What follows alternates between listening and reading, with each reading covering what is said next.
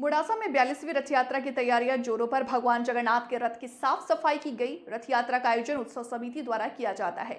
शहर के बाल कदास जी मंदिर रथ यात्रा को लेकर तैयारियां जोरों पर हैं। 7 जुलाई को भगवान जगन्नाथ भाई बलराम और बहन सुभद्रा के साथ नगर यात्रा पर निकलेंगे।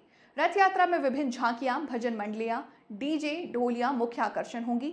शहर में भक्तिमय माहौल में निकलने वाली रथ यात्रा की तैयारियों को अंतिम रूप दिया जा रहा है।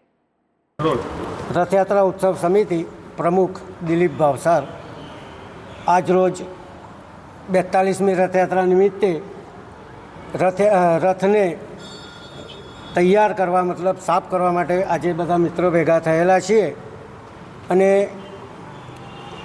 आ रथयात्रा में सर्वे तालुकाना मित्रों भक्तजनों अहींया पधारे एवी अमारी अपेक्षा है। आ कई रथयात्रा निकलवानी है? आ वखत 42મી रथयात्रा है। अरे आज कालथी क्या कार्यक्रमों चालू थवाना? अत्यारे तो अमारू काम पैसा भेगा करवानुं छे। लोकोना पैसाथी लोकफाळाथी आ रथयात्रा निकळे छे अने आज सुधी अमारू काम 1 મહિનાથી चालू है पैसा भेगा करवानुं। जय जगन्नाथ। 42મી મોડાસાની રથયાત્રા નીકળવાની તૈયારીમાં છે ત્યારે હવે રથયાત્રા ઉત્સવ સમિતિની ટીમ કામે લાગી ગઈ છે। છેલ્લા 45 દિવસથી લોકફાળાથી થતી આ રથયાત્રામાં સૌનો સાથ સહકાર મળી રહ્યો છે। ગામજનોનો, દુકાનો, વેપારીઓ દરેક માણસો અહીં સાથ સહકાર આપે છે રથયાત્રામાં।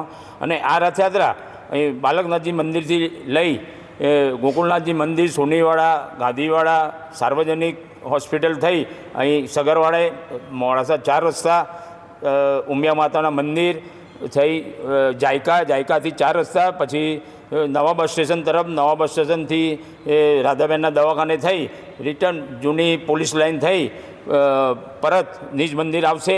આ રથયાત્રામાં નવીનતામાં આ વખતે જાદુઈ ખેલ પણ બતાવવામાં આવશે અને લોકો માટે એક આનંદનો વિષય હશે।